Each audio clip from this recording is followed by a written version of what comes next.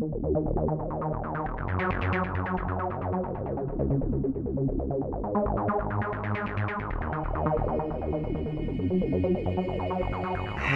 such sights to show you. It's the planet of garbage, where we talk about films, just like every other podcast out there. Let's talk about a movie, maybe something close to your heart. We can break it down and really celebrate the art. Maybe it's something stupid, but in a funny way. It doesn't really matter, I just want to talk about movies every day. It's the planet of garbage, where we talk about films, just like every other podcast out there. If you've got any better ideas, I'm open to them. Until then, let's continue to drown in capitalism.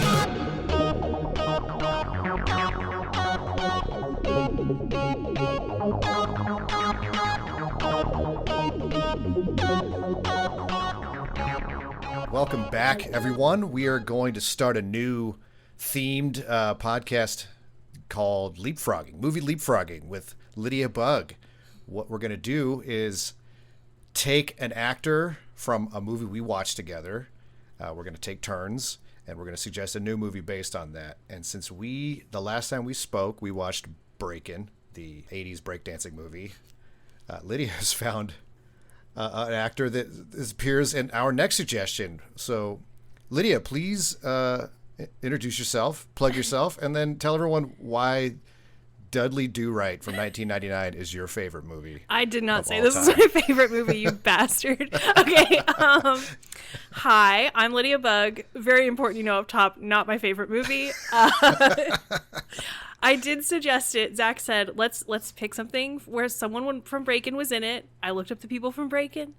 I found a 90s movie I thought would be fun. I love Brendan Fraser. I don't think I should be punished for that. No, it's true. No one should be punished for liking Brendan Fraser. It's yeah, true. He's the best. Okay, but you can find my work every Monday on 1-900-HOTDOG.com. This last week I wrote about, what was the name? Battle of the Network Stars. Oh, hell yeah. For the very first one, where it's like a lot of people smoking and then running like a 6K or whatever. It's like the 80s were a wild time. And yeah, our pre-workouts were different back then. They truly were. It's so funny to see a man just be like, yeah, I think we're going to do great at this athletic competition. Like, just ripping a butt down to this filter. Yeah. I'm like, sir, you're smoking right now and you're 60 years old. Like, yeah. Although they're probably 40 and I'm mistaking everyone for 60. That's true. The era. Yeah. I was scared every time someone ran in Battle of the Network Stars. Well, I say in that, so CBS there for some reason like has just the oldest people, and then ABC is young and hot. Oh. And you can tell everyone's pissed about it. Like ABC has like Ron Howard, Farrah Fawcett, Penny Marshall, like all these people that had long careers, and then people I've never heard of on every other team. Yeah. So it's a weird setup, but very fun. You can read that. It'll be out by the time this comes out. They just brought ringers in on the other networks. They're like, Bo Jackson, he hasn't been anything yet, but we're trying to get him signed. But for now, he's an actor on our team. That's what I would do if I was. I'm like, you did not pick these teams well, and also, why are all of your stars 65 years old? Yeah. And then I'm like looking them up, and like one of the guys had like a teen bride. It was like when he was 43, he judged Miss National Teen, and then he married the winner. And I was like, I get the vibe that I hate this guy. Let me look him up. And I found that fact immediately. And I was like, oh, that's what it is. You found your confirmation bias. Yeah. Yeah. Like, yep. I knew it.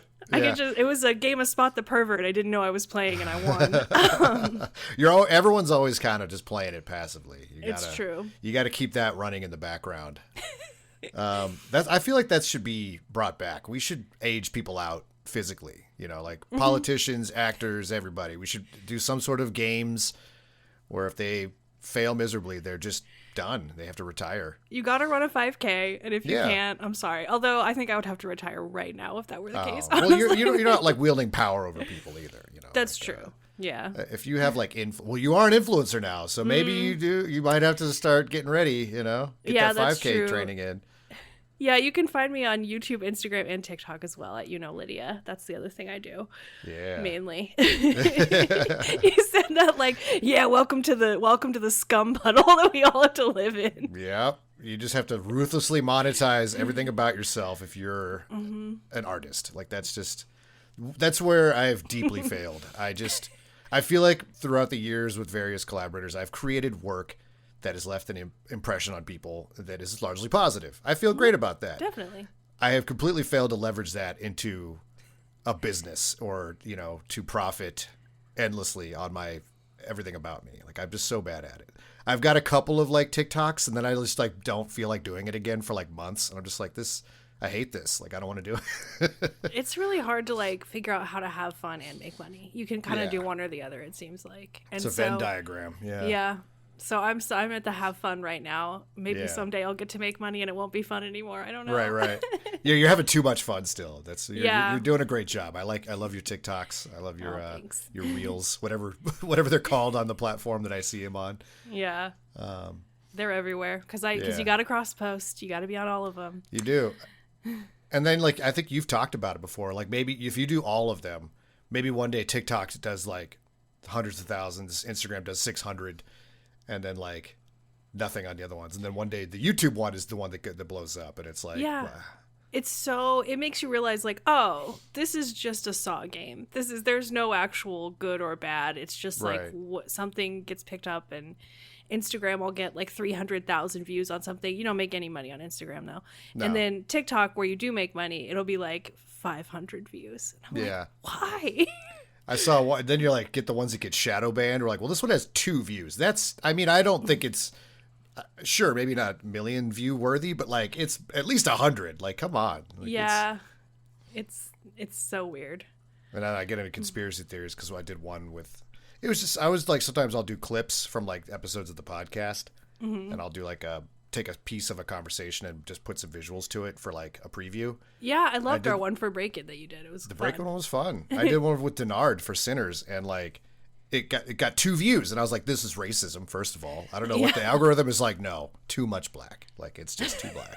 Too much black. Yeah. There's a box for that. Yeah, either 2 people of color talking about a white movie, or get rid of one of the hosts. Like you got to do something. It's too DEI. Yeah, maybe it's a 2 if there's any blood or anything. Like I know Sinners is really gory. Yeah. The algorithm does not like that, or any No. mention of violence in any way. Like I wanted to do one about which cereal mascot would you trust with a gun, and I had to say, I think I said weapon instead. Wow. And it still didn't do that good because I was like, I can't say gun. Yeah. That's why you get like, then you end up with YouTube videos where people bleep out like Everything. words like gun, like they'll bleep out gun, and it's like, It's this so is where we're boring. at. This is the world that we used to like rage against when all the cool kids were like, I don't go to Blockbuster Video because they're puritanical and they're trying to influence how movies get made. It's like we lost that fight, I guess. Like that's Yeah, I want to live in a world where we can have a nice, pure conversation about what cereal mascot would you trust with a gun, and you Right. just can't. they're itching for it. Those mascots are seething with rage. They're surrounded by kids all the time that are just amped up on sugar. Well, yeah, because it's like almost none. Like Yeah. mostly none you would trust with a gun, but there's got to be one. It's like this was Yeah. a conversation I was having with my husband at dinner, and I was like, "Oh, I'm gonna make a TikTok about this," and I thought it was Yeah. so funny, but then I was like, "Well, it's not gonna. I know it's not gonna do anything. This is just for me." Now you got me thinking. I don't know who I would trust. It's maybe Tony the Tiger. Yeah, he's kind of like the Captain America of Yeah, mascots. because you He's have to got be like like chill, you Yeah. know. I think maybe the bee from Honey Nut Cheerios. Is that thing still around? Yeah, he seems responsible. But then there's Yeah. like the Honey Nut Cheerio. What if the Honey Nut Cheerios monster gets a hold of it and then we're all dead? Oh, You know? yeah, that's true. He's like in a house with a man who's insane. I forgot there was a monster. Yeah. All the rebrands. Yeah. Give it to Frankenberry, I think, can be trusted. The Frankenstein's Yeah. always the sort of like tortured, good guy. It's That's true. He is a monster. Yeah, You did name a monster though. I did. Yeah. But he's the monster like a that good always monster. maybe I'll have you watch Van Helsing one day with Hugh Jackman. But Maybe we can get there from Dudley Do-Right. I think we could get there 6 degrees of Van Helsing. I think 2 degrees. I think we got it. I bet we could. Yeah.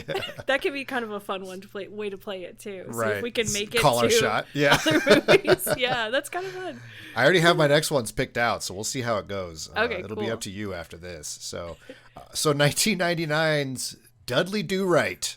Oh, it's such a weird one to like launch a new podcast with too. Like it's just a movie that nobody gives a shit about. Like it's like 14% on Rotten Tomatoes. Well deserved. I think more than deserved. Too high, if you ask me. Maybe it's a double digit is a generous. I kind of liked it. I really okay. If you take all the weird Native American stuff out of it, that is so unnecessary. There are a lot of. I actually remembered a lot of the jokes from when I was a kid, and I was like, oh, I think this is kind of funny. Like, yeah. I don't know for it being like for children. Yeah. I think it's okay. I thought the 14 was a little, but then when you add in the Native American stuff, that's where it earns the 14. It gets. I emailed Lydia. I was like, "Wow, congrats, Lydia, for suggesting the most unexpectedly racist movie I've ever seen in my life." I go back all the time. I'm like, "What kind of movies could you not make today?" Like words that like guys will say colored just offhandedly, but I expect that, and I watched this. Oh, I was not ready for any of this. I did not remember any of that. So when all that started happening, I was like, wow, my young brain just edited this out. Yeah. You're like, it was just a funny thing, like, oh, silly visuals, visual gag. Yeah. So we'll get to it, though. So Dudley Do-Right starts off really weird. It starts off with a cartoon short. A long one, like 6 minutes. I thought I had the wrong video. I thought so, too. I was like, did they put the wrong thing in here? Yeah. And I guess it was just like a tone, setting the tone for. I get movies kind of did this around that time. I think there'd be like a cartoon short exclusively for this movie, but it would because Looney Tunes did that shit. And I guess I think this is Hanna-Barbera, and they're always trying to get a little piece of that Looney Tune action. Like, what are they doing? Well, they made Space Jam. We got to make George of the Jungle, and it's like, bro, you did not do enough to like make it relevant for today. So yeah, but if Looney Tunes did it, they would have characters from Looney Tunes in it. Like the weird thing about this is it's completely unrelated to the story. Like there's no characters from the movie in it. Even. Yeah, there's no hint of Dudley Do-Right. It's like here's another story just to get you into, kind of like an opener at a band or something. It's like that. It's like get ready for like cartoon lunacy. Like cartoon rules are in effect. There's like a moral lesson to this cartoon, but it doesn't really apply to the overall themes of Dudley Do-Right. There's like a weird anti-capitalist message for a while that then gets completely smashed at the end. I feel like. Yeah, it's like so it's like there's the evil Mr. Fox. I think with the PH, they really emphasize that it's a PH.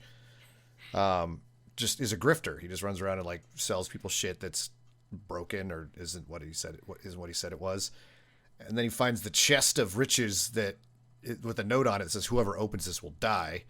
So he, of course, goes and enlists a local idiot to open it so that he can get the treasures while the idiot dies. And the idiot opens it. There's riches in there, like literal just riches. And yada, yada, yada. I'm going to yada this so hard. The fox ends up trapped in the chest, and the idiot gets all the gold. The lesson is there's a single coin in the chest, and the fox can't leave behind even a single coin. So he reaches in and falls and is then locked in the chest. And then it says, anyone who opens his chest will die, so no one will open it. Right. And the idiot comes along and takes the treasure. And he gets it. And then he's like, I thought it said whoever opened it will die. He goes, you didn't say when. And then that's it. It's like, oh, like old age counts, I guess. Like that's not specific enough of a curse. Yeah, it's like basically a very classic fairy tale, I feel like, with the, moral lesson. It's not even really that silly. Yeah. It's not very silly at all. The only thing was like, well, why didn't anybody come check on the fox? And it's like, because nobody gave a shit. They were all just glad he was gone. So maybe that's also a lesson too. Like, don't be a scumbag. It's really dark, actually, now that I think about it. It really is. They show Go ahead. When they go around to all the people in the town and they're like, do you miss the fox or whatever? Like, have you seen the fox? And they're like, I don't care. Yeah, I'm glad he's gone. Yeah. Yeah. And then it cuts to the woods, and this thing is like grown over with the most like just absurd iron thorns. Like there's a bramble bush over it now, and he's just dead in there now. I guess that's how the thing goes out. And then we go back into the Dudley Do-Right opening credits. We get a second Universal Studios vanity card. Yeah, like the fox is dead forever, and now Dudley Do-Right. Dudley Do-Right, yeah. Weird dark tone established. This cartoon was way darker than like the actual Dudley Do-Right movie gets. It's like, and way more like moral and thinky. Right? Yeah, this one I'm not sure what I was supposed to have learned watching this. Like, they didn't. So this is a 1999 film directed by Hugh Wilson of Police Academy fame. That's the only thing I could really see in his oeuvre that I kind of identified with, which is an old 80s comedy. Like this movie kind of reeks of that. This feels like almost like an early, like pre-screwball comedy. Like when we were just coming out of the 70s and it was still like Airplane and like shit like that. This feels like that, and it's very airplane-y, like visual jokes and like, you know, when a guy has been caught on fire and he's standing in front of a sign that says no smoking, I thought, oh, that's a very airplane joke. It's so literal. Yeah, there's like and I don't know if they did, this is like what they do when they adapt something older, they give it like an origin story. So we see young Dudley Do-Right, his love interest Nell, and Snidely Whiplash, his arch nemesis, were all kids together. And there was no like big catalyst that made them into enemies. It's just like they were born that way. Yeah, they're born that way. Dudley's like, I want to grow up to be a hero. And Snidely's like, well, I want to be a villain. He's like, look how cool I am. He's wearing his like villain cape and top hat already. And he's like, I get to do shit like this. And he takes Dudley's ice cream and drops it on his head, then kisses the girl. And then does a wheelie on his bike and rides away. I was like, that actually does look radical. Yeah, he's like, look how awesome I am. And then like Nell is like, I don't disagree. That was fucking sweet. Dudley kind of sucks. And then that's it. We get like, Snidely rides away on with a sick ass wheelie, and then we go into opening credits here. And it opens up with Snidely and his gang of 100 men robbing a bank, which is also another kind of funny visual. Like, this movie started off with some interesting ideas. It's just two men working at a small bank. It's basically a shack, and it's like, give us all your money in gold. And then it cuts outside, and there's 100 cars parked outside of this place. There's like, all the henchmen can't even fit in the building. Yeah, he says, can you wait till we're all inside before they give them all the money? And they're all trying to like cram in, and they literally can't. There's too many. And he says, oh, we'll shoot you. And he says, the teller's like, all of you? Yeah, we all will. That's so, one bullet each. You're going to be Swiss cheese. Yeah. And it's Alfred Molina, by the way, is Snidely Whiplash. That's doing a great job, honestly. He's fully embracing the cartoon aspect of this. He's doing the voice. Lots of like facial movement when he talks. Yeah. Like he's is a cartoon. Yeah, he's got the mustache too. I feel like it might be easier to do like to animate your face when you got a mustache on there, because I think maybe you just picture moving the mustache around, and it's like, oh yeah. And if it's a fake mustache, you can feel it on your face. Like you can tell it's doing its thing. But he's doing a Joker. This is like the Dark Knight Returns may have stolen their whole opening bit from Dudley Do-Right live action movie.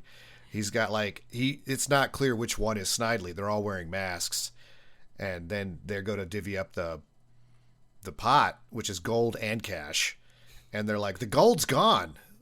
Like, Snidely must have taken it. And then like Snidely himself still wears his mask. Like, yeah, I heard he went to Madagascar or something like that. And all the idiots leave the room. They leave the money. They just go like brainlessly chase after this rumor. And so now Whiplash has the gold and the money. And do we just cut right to his plan in action right after that? Yeah, what's he doing? what's his grand plan? Yeah. His grand plan is he's got a shotgun full of gold that he's shooting into rivers and caves to like salt the land with gold so that there will be a gold rush. Right. But pre that, he has kidnapped the manager of a bank and forced him to sign over all of the mortgages of the town. So he owns the whole town and he salted it with gold. And Dudley Do-Right catches him doing this and he's like, I'm hunting vampires. Yeah. And Dudley Do-Right then becomes terrified of vampires for like a quarter of the movie. Yeah. This vampire bit goes on so long. So long. It's crazy. Oh my God. And it's just like, sure, he's an idiot, but like this isn't a good plot point. Like this isn't serving anything. Well, kids find stupid people really funny, but like that's kind of the whole bit with Dudley Do-Right is like Dudley is just really stupid. Yeah. And he's stupid in an unlikable way. Like it's Brendan Fraser. We should just okay, this is going to be a little difficult to sort of place, but like everyone kind of loves him now. Like he's got a great vibe. His vibe is great now. He's done like some like self-effacing stuff. He's done some things that in hindsight are really fun. He seems to be having fun. He seems like a fun, nice guy. Yeah. And that's like really sort of this public perception of him now, which is working for him. But back then it was just like, oh God, this dumb, brainless idiot in these shitty movies. Like he was in Blast from the Past from the same director, which I don't know. I'm sure you've seen it, right? I don't want to stereotype Blast you. From the Past. Okay. Yeah, I've seen every Brendan Fraser movie. Like that's what I look like. And yes, that is what I've done. I've seen every Brendan Fraser movie. First of all, rude. Second of all, yes, of course I know every line from this movie by heart. Yeah, you read me like a library book, okay? Like I get it. I was hoping you had like a cutout like from The Mummy in the background in your apartment or something. No, not The Mummy for me. Airheads. Airheads is great. Airheads. I love Airheads was a good sort of crossroads for culturally, I think, because it had just enough like kind of like alt music vibes to it. These like sort of fringe indie guys fighting the studios for to be heard. Steve Buscemi, Adam Sandler was like about to explode on that one. He was like just about to hit his stride. That's where I fell in love with Brendan Fraser at Airheads, and then saw everything he ever did. So I'm one of those people that watched The Mummy at an age where I was like becoming a film snob. So I watched it with disdain. I was like, this is garbage. This summer blockbuster shit is what's killing cinema. We need more Pulp Fictions out there and more Miramax. Harvey Weinstein is the greatest. If you like good movies, I can see why you would not like Brendan Fraser, because that is not his oeuvre at all. It's not what he does. But when I pulled my head out of my ass, I was like, dude, The Mummy is awesome. Like, everyone in it is sexy as hell. It's fun. It knows what it is. Like the bit where the weasel is like pulling out every single religious artifact on his neck to just because he's such a grifter. He doesn't believe in anything, but he's like, whichever one will work. Yeah. The Mummy's like, the Jews, the language of the slaves. It's like, whoa. But that was a fun movie. So, but when Dudley Do-Right came out, I was like, instant pass and never gave it a second thought ever again. It's a rough main character because it's sort of when a town is actually in peril and the law enforcement is not doing their job, like that's not super funny. Yeah. So like, because all the people in the town lose their jobs, lose their homes, get run out, and then Snidely creates his own town. Instead of, it is called Semi-Happy Valley, and changes it to Whiplash City. Yeah, which is awesome. Which is a cool name. Totally gotta rad give name. him that. Yeah. I love how they call him Whip the whole time. Whip. Yeah. Hey, Whip. His little crew is great too. His crew is like some solid Hollywood weirdos. Like what's his name here? Jack Keller, who's like Big Lebowski's landlord. Oh, okay. I've He's seen that guy and stuff, but I didn't know what. He's the one doing like they have to go to his play. They're like, because Big Lebowski never pays his rent, but he's like, this guy wants him to be his friend, so he's like, come to my play. And he's like, sure, I'll come to your play as long as I don't have to pay my rent. And it's this like weird David Lynchian interpretive piece, and so he's great in this. He's like the little second command sort of what do you call it, henchman, but he's also like a punching bag for Snidely. Whip. Yeah, I mean, honestly, whatever, Snidely is so much more interesting than Dudley Do-Right. It's like you just want to watch Alfred Molina the whole time and his little gang, and because his gang shows back up like still trying to kill him, and then he's just like, now you work for me, I own this town, and you're gonna be the doctors. Yeah. Because there's literally nobody else in the town. Yeah. Yeah. His grand plan is to get a gold rush going in there. So like new residents come in to spend their money. And so he runs every aspect of the town. So it's, and he's giving these jobs away. And of course, Jack Keller is like, well, I'm your second. Give me the job. He's like, you run the hot dog stand. He's like, I feel like I'm getting screwed here. And everyone else gets to be doctors. And, you know, yeah, he's like, oh, you're the new brain surgeon. You know, it's just. Yeah. And then he's like, we're going to need a good lawyer or something. Yeah. It's like the joke after that. Right. Pretty good joke, you know, like there's definitely some good bits peppered out throughout here. So all of this is happening while Dudley is just cowering in fear of vampires in his outpost, his little one-man outpost where he's like serenading his horse. Who runs away. That's like a big plot point. They like really drag out this slow destruction of Dudley Do-Right's entire life, which starts with the horse running away.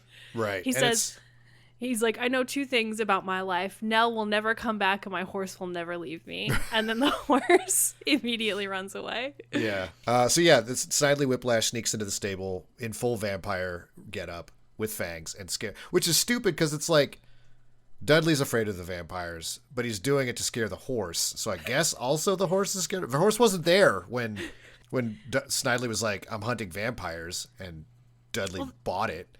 The horse seems to be sentient in some way because it does give Dudley advice. So it does. I was willing to give that to them, I guess. Yeah, maybe I missed it. Maybe he's like, I'm scared of vampires, horse. His name is Horse. I'm not being, decisionist or anything. So Horse runs away. Nell does come back. Nell just shows up. It's Sarah Jessica Parker. She's really phoning it in this too. It feels like Alfred Molina is having so much fun. Brendan Fraser is doing what he always does. Yeah. Sarah Jessica Parker is just like, oh, God, this is the fucking line. Okay. Yeah. She's not painted very well in this movie either. Yeah. Brendan Fraser's doing an Encino Man almost. Like he's just a fucking idiot. He doesn't know anything. Yeah. He can't sit on his desk normally. Like, even as a kid, it was established that when he tries to kick his feet up on his desk, he always falls. Which is like, sure, that's good cartoon stuff, but like, when you're seeing a grown live-action man doing it, it kind of loses something. And it's like, the floorboards crack it in the face over and over again. And it's just like, I am exhausted by this. But I'm sure kids loved it. Like, yeah. Yeah, or like maybe not. I don't know. You tell me. You were 14. A kid when this came out. I don't know. Yeah. But when the scene when he's trying to tell Nell, like Nell comes back and he's immediately like, "I love you." Yeah. Which is like, okay, red flag. Crazy. But Yeah. he's trying to tell her that, and he keeps stepping on floorboards, getting hit with floorboards, and then like the moose falls on his head. He gets trapped in a moose head. And it's like he just basically can't. It seems like that's going to be the obstacle in the movie. Like maybe he can't get up the courage to tell her that he loves her. No, he's like doing it immediately, and he just keeps falling over, so he can't. Yeah, he gets it out, but in the moose head, and she's like, "Let's just go to the Indian Corn Festival." And that's where the weird Indians or Native American stuff starts. Before we get there, she comes in and he's like, "Well, tell me what you've been up to." And she's like, "Oh, I did it all. I have her accomplishments listed here. I saw the world. I got my master's in philosophy from Yale and my PhD in international diplomacy from Harvard. And I was the U.S. ambassador to Guam," which is like, and then everything she's saying, he's like, He's like, so anyway, so it's like she's this super impressive, like accomplished woman. And it's just meant to be annoying. Like I think we're supposed to be annoyed by it because Dudley's just like, well, I want to do my thing now. I want to tell you I love you. Like it's, enough of you. And then he can't do it because he's falling around all over the place. Yeah, and it's also like, he's like, why would you move back here? And I'm like, yeah, me too. You have a degree in international diplomacy. What are you going to do in this small town? But it doesn't matter because she's not actually a character in the movie. No, she's literally just there to be passed around. Yeah. Which she loves. She loves it. She's super into both of them, I think. Yeah. Just whichever one is like winning on the cool meter at the moment. She has no loyalty. She's got no morals. But yeah, she's like, I hear there's this like Indian corn festival going on. We should go check it out. And he's like, no, we should stay here and let me tell you how I love you. And she's like, then with the moose head, she's like, let's go to the corn festival. So we get this, it's like he's paddling her up on a boat. So you get this like water front image of like a Native American tribal village with like the lights and the sounds and the hooping. Like from the 1800s. Right. Exactly. And they pull up and they're greeted by, what's his name? Alex Rocco, who's like a pretty go-to guy in the same time period for like mafia guys. Mm-hmm. And he's like part of the Canarsie, the South Brooklyn Canarsie kumquats. And so it's just, but they're all wearing headdresses and shit. So I don't get the joke here. I really don't. I don't either. I was like, is it supposed to be that like no one is actually Native American in this tribe and they're just doing this for money? Or are they hiding? Know. Is it like a witness protection thing where they're all like mafia guys and they're like, this is how they got relocated? I am doing a lot of lifting for the movie right now because they don't even hint at that. No, it's just like this weird dinner theater thing where they're doing this Native American show about corn. And it's like glitzy and Vegas-y. But I don't know. It feels like there is a joke there that is like lost to time somehow. Yeah. Like, you know, there's this thing about the earliest joke that we know no one can understand because the context is just so lost. That's what I feel like when I watch it. I'm like, I don't know what I'm supposed to be laughing at. It's just making me cringe. I'm not a racist grandpa. Like, I don't understand what's going on here. Like, it's... Because this is what I meant when I said that this still feels very much like an early 80s comedy. Like, this is a joke they would do in, like, an airplane. You know, this is where you get subverted by, like, what you think is going to be, like, you know, a brave, you know. And it's like, no, it's Phil from Brooklyn, you know. It's and we forgot to mention that there is a narrator who does almost all of the jokes. Yeah. Like, the narrator is going, he's speaking throughout the entire movie. He's like, everyone's aware of him, so it's like a fourth wall break. And he's like, it should be noted that these aren't real Indians. They spell it out for us. And he's like, it's the South Brooklyn Canarsie kumquats. And they introduce themselves to Nell, and he's like, how you doing, Nell? And she's like, me do well. So she's like a fucking idiot.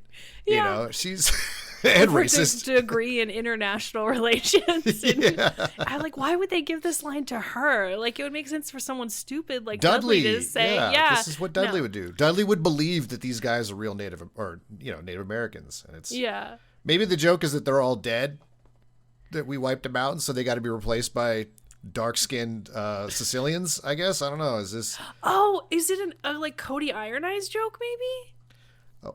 A what? Like, wasn't there a guy that pretended to be Native American for years, and then he, like, consulted on all these movies, and then it turned out that he was an Italian guy? Holy Is it shit. That, maybe? That would be... Cody Iron Eyes? Or I think that was so insider fun. Like, no audience member should be expected to get that. Like, maybe it is, though. But I feel like Hollywood does kind of jerk themselves off in that way every once in a while. Maybe. I don't know. And children wouldn't think that was funny anyway. It feels like the joke is just, hey, Native Americans are funny, right? Yeah, like, they're silly. Yeah, let's profit from their thing. Yeah, it's 1990. You can't be the joke. It's 1999. It's almost 2000. Like, it's. I feel like even between those 10 years that a lot happened. Like, we were definitely calling them Native Americans by that point. Yeah. It's Iron Eyes Cody is the guy I'm thinking of. Iron Eyes Cody? Yeah. He was like... Oh, is he the teardrop guy from the ads? Yes. That's him? Yes. It said he was of Sicilian parentage and not Native American at all. Oh, wow. Okay. So... I love that. Iron Eyes. Yeah. Maybe they do, because there's one guy in here whose name is Standing Room Only. That's his, like, Native American name. And he's like, hey, yo, boss, I got some updates for you. You know, it's... pretty bad. Yeah, it's just like, you know, it's bad and we can't even figure out like what direction it's racist in, but we know that somewhere it is. I am committing several crimes just by watching it. It shit is rough. And then like they finish the show and then it's like it's like river dancey, because then, you know, the chief is like, this river dance thing is so big right now. So that's a joke that's going to age well when you make a specific cultural reference. And when they're finished, a woman does like a back flip out and lands in the splits and just goes, how? and Nell loves it. She's like standing ovation on that shit. And I think while this is happening, while the act is finishing, I'm going to scrub here a little bit. Wow, this movie like goes so slow. It really does. I think standing room only is like explaining what's happening. He's like telling Dudley Do-Right that Snidely's been buying up the town. Shit's already done. Like the town is his. The residents are gone. The residents did try to come to Dudley to like for help. And they're like, what have you been doing this whole time? He's like, I'm hiding from vampires. And he's like, they're like, vampires? And then they all run away. So they don't come back. They're gone. That's the sort of the bookend on that vampire bit, I think. It's just... Yeah. Which is the first, like, third of the movie, weirdly. Yeah. The first third of the movie is Dudley Do-Right hiding from vampires and Snidely Whiplash setting up this whole scheme. That's the first third of the movie. He's just becoming mayor of this town. Yeah. Oh, and Dudley's like life getting stripped away. His horse, and then Snidely blows up his home. His little fort. Yeah. Yeah. So he's not in it though, because he does have a Dudley Do-Right cutout that you can see through the window. Mm-hmm. And so Howie, that's his name, that Jack Keller's character. Or Homer, they call him Homer, right? Homer, yeah. Yeah, so Homer goes to blow it up, and he ends up blowing himself up. But he's like, I got him, boss. So, yeah, Snidely Whiplash is just in charge of this whole town now. There is a gold rush, and there's like some like offensive jokes about Americans in this bit. Yeah, the Canadians don't show up, but the Americans do. And he's like, well, Americans don't think before they act. And the Canadians will show up once they've thought about it. Yeah, once they suss it out a little bit. The visual gag is pretty funny. It's like a Canadian Border Patrol guy, like, doing his you looking at me thing with a fly. I don't know. He's just bored. And he's like, this phalanx of cars appears over the horizon, and they just blow through the toll station. They're just like, they drive through it. They destroy the border stop in their fury for riches. Very American. Yeah.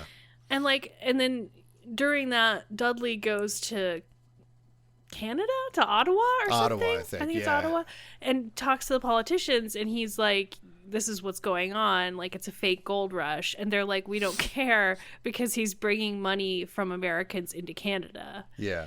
And I'm like, it's almost like Star Wars, how it's too much about like trade routes and stuff. Yeah. It's really strange how political this is. Like, the political intrigue is doing a lot of work here. Like, there's a minute where I liked it because it feels like it's looking at children and being like, capitalism is bad. Like, you see how only the bad guy wants to do this shit? Or like, and just because this man has the most money does not mean that he's a moral man. Or like, just because he's making money doesn't mean he's good. He's still a bad guy. And I was like, what a good lesson. Yeah. He's still wearing black. He's still got the top hat. Like, he's not, he hasn't been reformed. But, before this happens, what kicks off the gold rush is that Eric Idle is the first person to find some of the planted gold. And Snidely's just there when he's like, finds it. He's like, give me I'm taking your photo. And Eric Idle is great. He's clearly just did his own writing. Like, his performance is like, this guy's a legend for a reason. You know, it's like a little slice of Monty Python in this movie. Yeah. Like, at points, you're like, yeah, this is Eric Idle. He brought this himself. He brought his own performance in a brown bag. He didn't get the cafeteria lines. But yeah, he gets photographed with the gold. And since this is a 90s film, he makes an appearance on Regis and Kathy Lee. They just had to be in a movie. Very dated, yes. Yeah. They were always in movies, though. They always brought Regis Philbin in, at least, before he and Kathy Lee broke up. They're like, and so Regis and Kathy Lee are the ones that explained to him. He's like, well, congratulations. He's like, it's too bad, though, you found the gold on someone else's land. It's Snidely's land. What? Yeah. So he's a pawn that used to sort of launch this gold rush into the public eye. One of the border agents refers to the Americans as, she says they're mostly just yuppie wetbacks.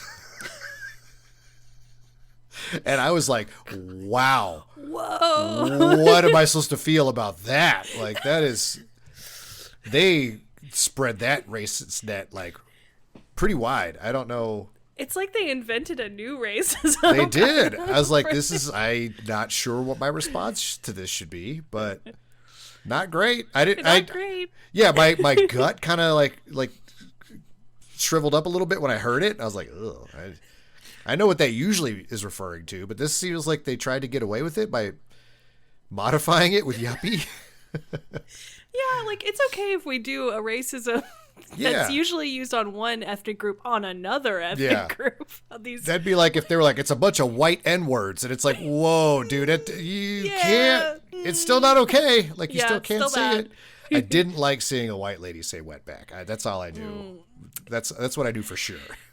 Yeah, it's another instance of this movie where you're like, it's Dudley Do-Right. Do we need this much racism in Dudley Do-Right? Yeah. And then in the same piece, the same news piece, they're like showing people finding gold, and they're like, this gold rush is gonna prove to you that white men can dance. And it's like just boom, boom, boom, back to back, just kind of like, whoa, how am I supposed to feel about any of this? Trying to dodge it. Like, no, I just want a silly Dudley Do-Right movie. Yeah. And it was that line, I think, when I just got on the email, I was like, girl, what the fuck am I watching? What is this? And I said, can we not tell anyone that I picked this movie? And that's when I just determined to make sure everybody knew that this is your favorite movie of all time. Yeah. Brendan Fraser just can do no wrong, apparently, in your eyes. Oh, no, he certainly can. And it's this. I like that his name is Whiplash, because this is what this fucking movie was giving me. This is crazy. Nell shows up with Dudley to like meet with Snidely, and Whiplash just forces himself on Nell, and she loves it. So into it. Do you remember what happens here? Like when with the they're at the when mini golf kisses, course, right? And he kisses her. She goes and sits on his lap like immediately, and they start driving off in a tiny golf cart together, right? Before that, though, when Whiplash grabs her and forces his lips on her, Brendan Fraser yells at Nell. Oh, I didn't think about it. Yes. And she couldn't have done anything about it. He grabs her and kisses her. Yeah. And then and I guess in response, she goes, fuck this guy. I'm riding off in the golf cart with the mayor of this town. Like this. Honestly, fair at this point. Yeah. She's like, I crave power, and I follow it wherever it may lead me, you know? And it's not even power. She likes a bad boy, I think. Yeah. Because she goes back to Dudley later when he's bad. So when it's he's like a bad boy. She's like, whoever's the baddest boy, that's who I like. And she is so frivolous. She just rides off with him, and she's Snidely's girl now. Mm-hmm. They're doing middle of the movie. She just switches alliances. Yeah. For no reason. She's completely untrustworthy. And at this point, because Dudley's supposed to be dead, so Snidely has him replaced. They bring in Nell's father, who is the head of the Mounties, I guess. They called him out of retirement, and he's now not a Mountie. He's been stripped of his title. So everything that he is and ever aspired to be has been taken from him. He's nothing now. He literally goes and lives in the woods. Yeah. He just puts on a sort of similar shaped outfit, but it's like not the Mountie colors, but it's like a Mountie jacket still, but it's like a flannel. It's like it's the same shit. And he wants to go to town to see what's going on and check it out. He runs into Eric Idle. Well, Eric Idle tells him, like, Snidely Whiplash is with Nell now. And he's like, what? Like, he doesn't believe him. And it's like, you saw them You saw her drive off. Yeah. And then she sat on his lap in a tiny golf cart. Like, I don't know what you interpreted was happening there. Yeah. She wasn't just like giving her a ride home. You know, he is stealing her from you. It's done. He did it in front of you. So yeah, drunk Eric Idle is telling him all this. He's like, it's like a town festival thing. It's like merriment in the streets. You know, everyone's having a good time. It's like a little. I think they're Las Vegas-y. celebrating Snidely specifically. It's like a party for him. Right. And he's every once in a while he'll do a funny thing where he's just like, oh, it's a wonderful night. Drinks on the house. The bartender's like, yes, sir. And he turns away. He's like, wait, no, half off. Wait, no, double the price on everything. Yes. I like that joke, actually. Yeah, it was good. And he's got his little laugh, you know, because the original cartoon character had his little trademark laugh. Yeah. Can't do it, but that was good though. That was very, very Hanna-Barbera. Yeah. And this is the dance sequence, right? That the guy from Breakin is in. Did you find him? Because I could not find him. I couldn't find him anywhere. I did not see Michael Chambers anywhere. Supposedly he's in it. It said dancer. I'm like, it has to be this. It's either this or the Native American river dance. Like, it's one of those two. Yeah, and I think he would stand out in that because And everybody in it was Native American. No, they were all white people with tans. Well, yeah. They weren't black. I know that. Yeah. Yeah, Turbo is supposed to be in this scene somewhere. So Somewhere. I paused it. I was looking for him. But you know what? We're still here. He still got us here. He is in the credits, so he's somewhere in this movie, yeah. And he's dancing apparently. He's lurking around. Maybe he got cut. Maybe they had like a breakdancing pause or something, and then I could imagine that they're like, and maybe they were like, you know what? This shit is everything else about this movie is so dated. We can't like extra date it with breakdancing. Like that went out 10 years ago. Yeah. But yeah, there's a big dance number. This reminded me of. Have you ever seen Once Bitten with Jim Carrey? Mm-mm. I feel like you'd love that movie. It's such a screwball 80s comedy where he's... Oh, I would love that. I'm going to write that down. He's a high school virgin who gets sort of targeted by a vampire who can only feed on virgin blood. Oh, God, I would love that, yeah. But there's a scene where he has a girlfriend, and then there's like Lauren Hutton is this like older, sophisticated vampire, and she shows up at the school dance, and they have this like tug of war with Jim Carrey. This is almost exactly that, but it's Nell instead of Jim Carrey being, which is funny because in the trivia, Jim Carrey was going to be in this movie. Really? He was going to be Dudley. I can see that. But he decided to focus his efforts on Man in the Moon instead, which arguably probably the better decision, I would say. Didn't he get nominated for an Oscar? I think so. Yeah, I think that did more for his career than probably a good choice. Yeah, I love Man on the Moon. So yeah, okay, so that was. You've seen both of these films. You can confirm you made the right choice. I'm one of the only people on earth who's seen both, and I think they're both good. You heard it here, folks. Lydia's favorite movie, number 1, Dudley Do-Right. No. All problematic figures. No, so there's this big cool dance piece where it's like Snidely and Nell are I was gonna say whiplashing, swing dancing. But they're whiplashing. They're whiplashing. That's what it's called when Snidely dances. Yeah, he would do that if they thought of it. And then Brendan Fraser sneaks in and steals her for a dance, and they have like a back and forth. It's actually not that long. I'm surprised it was a fairly quick dance battle. But they like tug of war, get his ass out of there. How does this resolve? I don't remember how it ends. Snidely wins. I think it's something with all of his men are pulling on one of Nell's arm. So it's like there's like 8 guys pulling on one side, and on the other side is Dudley. Right. And then Dudley ends up, I think, getting thrown out after Nell gets pulled away. Right. And then it goes into his training montage with Eric Idle. So yeah, he and Eric Idle are living in the woods. And because Eric Idle is like a horrible drunk. I guess he lost all of his money via drinking, of the gold rush money that he found, so he's back living in the woods with Dudley. He has like a hobbit house. It's like a trap door and a little hill, and it looks like probably might rule, but it's kind of quaint. Yeah. But he's like, he becomes like this Japanese sensei because according to the narrator, he has the largest Pokemon collection in the Pacific Northwest or whatever the fuck. Yeah, It's I know. Whatever qualifies him to be Asian. That's kind of what they were saying because he puts on a headband, a Rising Sun headband. I didn't think that was what the Pokemon joke was about. Yeah, no, that's like the most Asian thing anyone in this part of the world is doing. So he's qualified to be a sensei. I can't believe you missed out on some racism. God, I can't. It's everywhere. It's so I filtered much. it as a child. I just filtered it, and that filter is still in, and that's my fault. Yeah, he's just that Japanesey. That's what they're trying to say. Oh God. So yeah, he's trying to like undo all of Dudley's goodness, which is naivety. Okay now, I am your adversary. I am evil. Evil! Evil! You're evil. Yes. And now I'm going to draw this line in the sand. Now, do not dare cross that line, otherwise evil will rain down upon you. Evil! No, look, Dudley, you're supposed to take me up on my challenge by showing me how daring you are. Let's try it once again, shall we? I am evil. Now, do not dare cross that line. I am evil. Evil. Well, what? You said I'm not supposed to cross the line. But you're supposed to cross the line. Now, let's try it again. Okay, now, do not dare cross the line of death. I am evil. I am evil. What'd you do that for? Because I'm evil. I can't help it. Just such good Eric Idleness. He's just probably phoning this in, but he's so much better at this than anybody else. I love when he throws the rocks at him. That's really, he's like, you have to learn how to trust, so I'm going to throw these rocks right by your head. Don't flinch. And then he just pelts him with all the rocks. All three of them, yeah, all connect. And he keeps promising that he won't. The next one won't hit him. He's like, it's great. You're very trustworthy.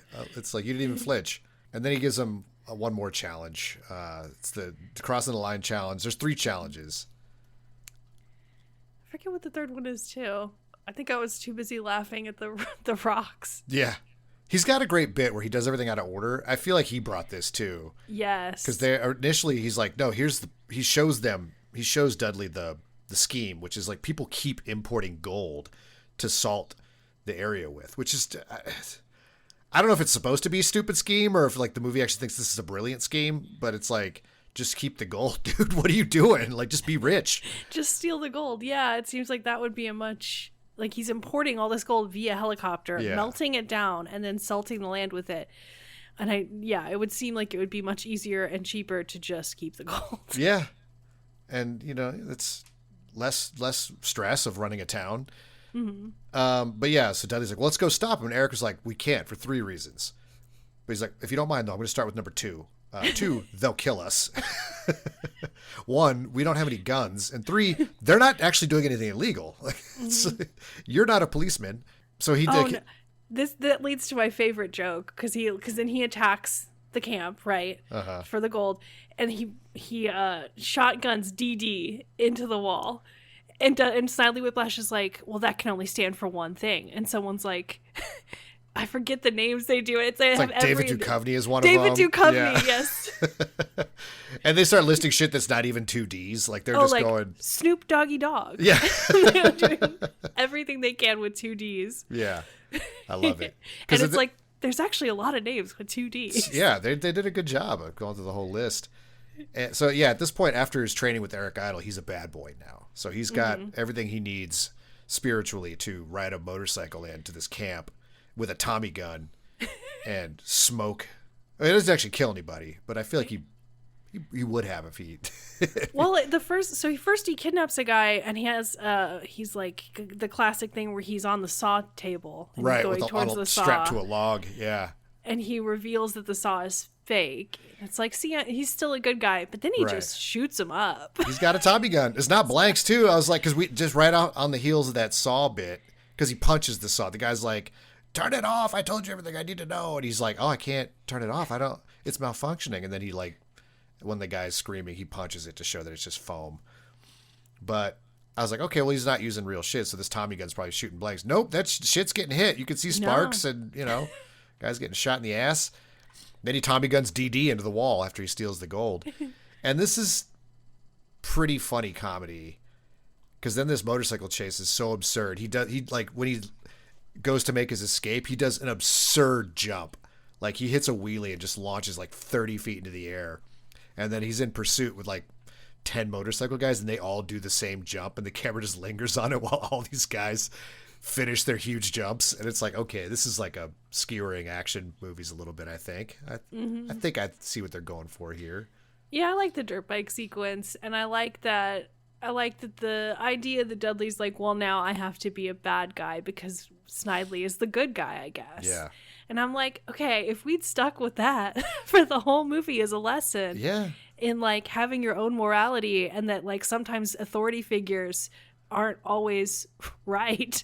That's kind of a cool thing to teach kids. Yeah. Didn't do it though. They didn't do it. They lost it right away. Yeah, immediately almost. Yeah. But I do like how it would have been so much interesting if they even started this sooner. Because like this point, we're like, there's like 30 minutes left in the movie. Yeah. Like by the time he robs this, I'm scrubbing through. Yeah, motorcycle at 54 minutes in. So we're like an hour into this movie of this not even an 80-minute movie. Yeah. And he's like doing his like, I have nothing else to lose. He took everything away from me that made me good, so I'm just going to be bad. And so he steals the gold. Then he like Snidely is painting a picture of Nell in their garden, and then he rides his motorcycle in there, and he's like just Brendan Fraser now from The Mummy. You know, his like hair's down. He's just effortlessly cool on his motorcycle. Black leather jacket. Yeah. He's wearing all black. And there's a great bit where he's like, I'm the bad guy now. I'm wearing black. And Dudley's like, or Snidely's like, I'm wearing black. And he's like, no, you're wearing dark blue. He's like, see? And they hold his sleeve out, and they go sleeve to sleeve. And he's like, what the hell, Homer? He's like, your black stuff was dirty. I didn't think it would be that big of a difference. Yeah, so he is tricked into wearing navy blue because he's the good guy now. Yeah. And good guys can't wear black. They wear navy blue. Yep. And then Dudley pulls out a chainsaw and does a tree sculpture of Nell to outdo Snidely's paint by numbers picture of Nell. God, that's another very Airplane joke where Eric Idle gave him the chainsaw as a parting gift and said, don't use this in war, use it for love. Yeah. And I'm like, what could that possibly mean? And then he uses it to make this beautiful chainsaw sculpture. Yeah. And then he has it like holstered on his motorcycle like a goddamn road warrior. You know, it's... Yeah. And that was... We skipped bits a little bit, but this is like after Eric Idle finishes training Dudley, he's like, I must be off now. He's like, why? Like, where? He's like, well... Inspiring you has inspired me to like go reconnect with my family. I have no idea where they're at. I lost them in my haze of greed and alcohol abuse. And then he's like holding a rucksack and a chainsaw. He's like, what's with the chainsaw? He's like, oh, this is for you. I almost feel like he was just like, I'm going to go murder my family. And I just got called out. Like, that's what I thought they were going for. Because he seemed surprised. I had no clue what that was. Yeah. Like, it almost seemed like improv. Like he just had this chainsaw, and then they had somebody. But I will say, a lot of this movie is very like circular. Like they don't leave a lot of stuff open ended, and so it's like, well, they had to bring back the chainsaw somehow. Yeah, and he does. That's a great little bit. And that while he's carving that chainsaw bush sculpture, Snidely's just standing there motionless. Alfred Molina does some great work here while he's just being hosed in leaves and branches. Like it's just, it's absurd how straight faced he is because I don't think the camera cuts. They're just like mulching him. It's like so much. And then a bird lands on his head and shits on his hat. And it's just, he does not blink. It's fucking hilarious. Like, I think this is Alfred Molina's dream role. I think he called the studio and was like, I want to play the role of Snidely Whiplash. Maybe it'll like give me some Spider-Man shit later on down the road. I don't care. I just want to be Snidely. Yeah. So yeah, he's got to be like, so Snidely is like determined now. Oh, then he goes home and like Dudley has TP'd his house. So now it's like, oh, now it is on. Like he is making me look like such a weenie. I'm the bad guy. So he's like, I got to do bad guy shit. And Snidely has like a sort of town hall where he's trying to rally the town against Dudley. He's like, Dudley's a menace, and the town's like, what? No. And he's like, no, he's the worst, and he should die. And they're all like, wait, boo, and they all leave. Yeah, they're like yelling, he's the good guy. And Yeah. I'm like, this is again this like weird moral that seems like maybe they were gonna do, and then they totally lose it in Act 3. Like the end of this movie is incomprehensible. It's got like a running out of money feel to it. Like they had to wrap shit up because it's like, Dudley sort of like was giving up his own values and who he was, his identity, to sort of do what needed to be done. And that does not have any negative consequences at all. It's like, the only negative consequences happened was when he was just himself and he sucked. And like, the girl didn't want him. The town didn't want him. It was just like, you were the worst. Now you're like, in order to be effective and like get what you want, you had to be bad. But you just get what you want. Like the townsfolk didn't see him and be like, wait, what happened to the Dudley we loved? Like we need the good Dudley back. Like that, none of that happens. Like, we just get another Native American performance where Brendan Fraser is the lead eagle. And he's hot. Yeah. That's it. And then Nell's like, oh, no, I want to be with Brendan Fraser because he's a hot eagle. Yeah. He's and it's like, no loyalty in this woman. Nothing. Yeah. She's just like, just answering to her impulses only, just getting passed around. But her dad's with her at the show. And he's been hiding out with the South Brooklyn Canarsie kumquats. They're protecting him. Alfred Molina finds out, so he assembles an army, like a literal army, to go storm this reservation, I guess is what it's supposed to be. they call it a dinner theater at this point, and Right. I'm like, okay, so it's a dinner theater, I guess. Yeah. I don't know. But see, he's attacking them, and Brendan Fraser's like, do you have any weapons? And they're like, we're a dinner theater. And he's like, do you have any fireworks? And they shoot fireworks at him. And that's the beginning of the final battle. Yeah. And they're like, we're out of fireworks. He's like, we got rocks. He's like, we run, that's it. We just run away. And they run out of the village, and then Alpha Molina's army advances into the village. He's like, burn it all down. He goes, on second thought, wait, that's a bad look. Clean it up and make it look nice. It's like, if you don't learn from history, you're doomed to repeat it. I was like, that's weirdly kind of funny. Like, Yeah. I don't like the place where that joke came from, but I do like that joke. Well, and I kind of was into the idea of like, well, he knows that he has to do PR now. Yeah. Like now that this is, I think in the end, a funnier ending would have been if he was just like, I have become the good guy, and that was never my goal. Like Yeah. from the very beginning, and he just like quit the whole plan. Yeah. It was like, I did a bad plan and then just left or something. Yeah, I don't want this. I got to go back to the drawing board. Like Yeah. because he, as he said when he was a kid, I just want to be a bad guy. That's it. It's cooler. It's more fun. That's it. Yeah. And so yeah, it would be like, as an adult to be like, oh, I lost sight of that childlike dream Of that my I had. dream. Yeah, Yes. just that being would a have been bad guy. so funny if he Yeah. was like, this is not my dream. I don't want to be a good man. Yeah, because he was running a town that seemed to be running pretty well. It was thriving with his weird sort of circular scheme that he had going on with the constantly buying gold and bringing it into the He to the gave them community. too much money. Like, it was like a capitalist utopia, I guess. Yeah, it was like his own like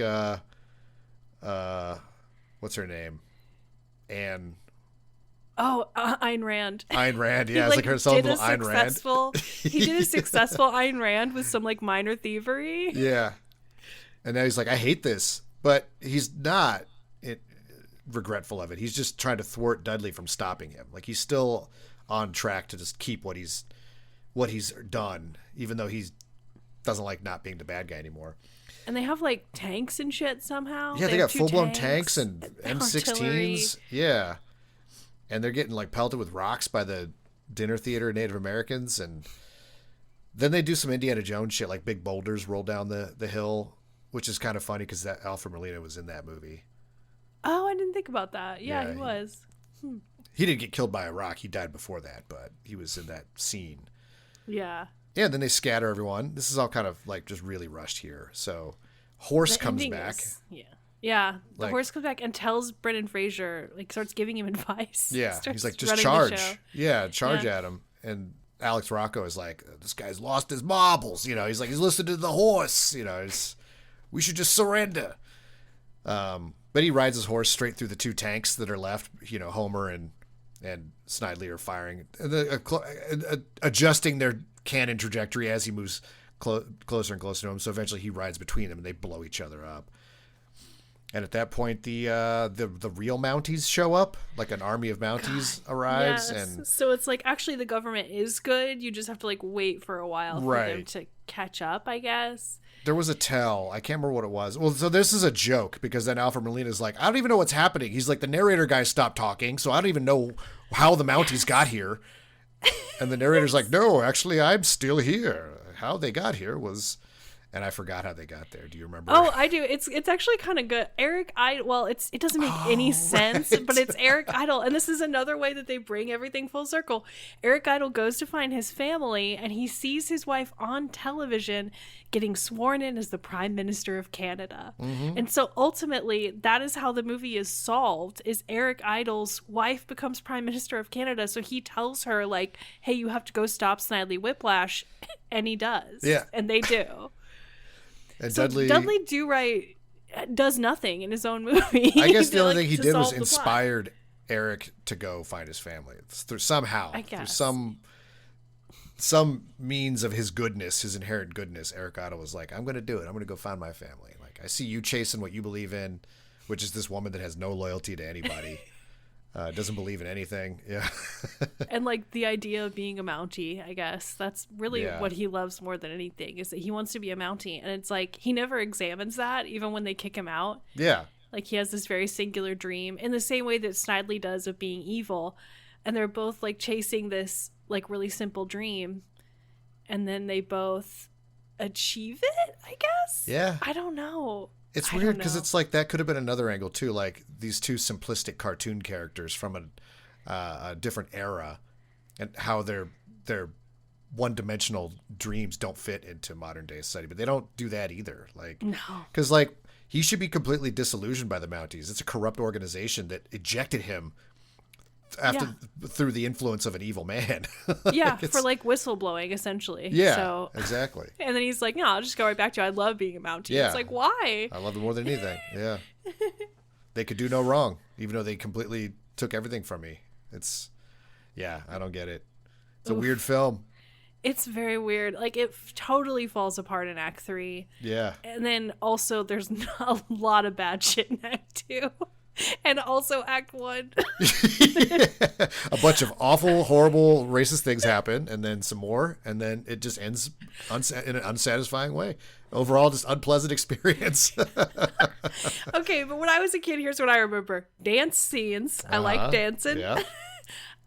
Some funny jokes from Eric Idle. And Brendan Fraser, not bad to look at. That's all I remembered. And that's all you can expect a 14-year-old girl to take away from it, I guess. Yeah, definitely. I assume you've always been kind of like media literate and intelligent for your age. So if anyone was going to know better, it was going to be you. And clearly you didn't. So. Nope, I didn't. I liked this movie when I was a kid, I have to admit. And now going back as an adult, I'm like, what? So I'm sorry I made you watch this. Oh, it's hopefully in this series we're gonna be apologizing to each other to the point where it's just pointless. We're just like, yeah, you that's know what? true. No more apologies. So I have two options for you for the next Leapfrog here. Have you ever seen Last Action Hero? Arnold Schwarzenegger? Yeah. No, I think I know of it. Have I? Wait. It's a meta movie. No, I think I might have watched that for a hot dog. Did I? Oh, okay. Or someone else did, and I watched it because they watched it. I've seen it. Okay. I've seen it. So I want you to see something you haven't seen before, though. So my second pick, because that was Robert Prosky. That's Nell's dad, was the sort of magic ticket guy who gave the kid the magic ticket to enter the Arnold Schwarzenegger verse. But there's also the 1980s horror comedy Critters. I haven't seen that. Oh, we're watching Critters then. Heard of it. Okay. Because that's Corey Burton, the narrator of the movie, voiced all the critters in that movie. All of the critters. Yeah. Wow. Okay. They don't have real language. They just make little sounds because it's like part of the little dude trend in the 80s after Gremlins. Yeah, like Gremlins. Yeah. Yeah. So this is hot on the heels of the little dude fad chase. Uh-oh. Drop my phone. It's okay. Sorry. Put it down. Quit fidgeting. God damn it. I was writing down critters. I don't even need to because I know we'll talk more about this later. Yeah. I think you're going to like your options from Critters. Okay. Because there's some actors in there that it opens some doors for some leapfrogging, I think. So I'm trying to think about that too. Like I don't want a movie just so obscure that like there's just a leapfrog is impossible from that. Like you got to have some. So I think Critters is a fun movie. It's kind of knows what it is, and it's campy in that way, or the person that was making it was having fun, unlike this movie. I don't think anyone had fun in this movie except Alfred Molina. Alfred Molina. He was living his goddamn childhood dreams. Yes. So I don't know if there's even we may be the only people that have ever talked about Dudley Do-Right in this era of podcasting and film analysis. God, I hope so. I hope it doesn't become a trend where everyone's like, hey, have you seen what the fuck is going on with Dudley Do-Right? Yeah. I feel like there's, even though it's a weird movie, like initially if I saw a podcast that was like Dudley Do-Right, I'm like, I don't give a shit about that. I'm not going to listen to that. I feel like I could put something on here to get people to watch it. Like, yeah. A picture of like a brown face guy in a headdress or something. I'm like, it's so much darker and weirder than you would expect when you get into it. And again, you got to be like, this is 1999. This is not 82 or 60s. Like this is, I get it, like the cartoons from the 60s, but like they invented a new slur for this one. Yeah. Like it's bad. A couple, yeah. It's bad. You will believe white men can dance. This white man can't jump. It's not even the right reference, you fucking moron. You corny ass. It's like, that's the joke, I guess, but also, like, is it? I love that there's some things in this that are so inscrutable that we're not sure what the joke even is supposed to be. Like, that's nuts. Maybe the very least what we did here is we kickstarted the investigation into what the hell is Dudley Do-Right. I would totally watch or listen to a whole podcast that was called, like, what the hell is going on with Dudley Do-Right? We looked into it. What does it want? What is it trying to say? What does it mean? What is its legacy? Was the screenwriter arrested for a lot of crimes? Something like that. You can look now. Well, I think the director is the writer. Yeah. Oh, okay. The guy from, wait, what did you say the director Blast from the Past and Police Academy are the two that I know. Wow. I think he created WKRP in Cincinnati. That's an old show from... Oh, I've seen WKRP because I was in radio. Oh, shit. Yeah, he created that. Let's see. Well... Directed... He's clearly one of those guys, by the time they brought him in for Dudley Do-Right, because he only directed 2 things after that. Yeah. And one of them was a TV movie. So this was like, we need someone with, like, who's old school, who's got experience to handle this older cartoon. And they brought in someone they needed fresh eyes on this. He brought, like, a real 60s sensibility to it that I think hurt it. It has a 60s vibe. There's, like, a very old man with a big cigar behind this. Oh, yeah. And he's so old that, like, his IMDb is just very matter of fact and straight to the point. He was married to Charter Smith. He died 14th of January 2018, and he made these movies, and that's it. Don't even look into it. He met her because she was the winner of a Miss Teen America pageant that he was judging when he was 47 years old. Oh, no.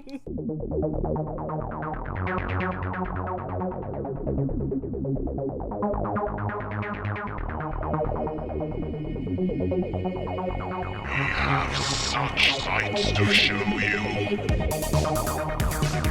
It's the planet of garbage, where we talk about films, just like every other podcast out there. Let's talk about a movie, maybe something close to your heart. We can break it down and really celebrate the art. Maybe it's something stupid, but in a funny way. It doesn't really matter, I just want to talk about movies every day. It's the planet of garbage, where we talk about films, just like every other podcast out there. If you've got any better ideas, I'm open to them. Until then, let's continue to drown in capitalism.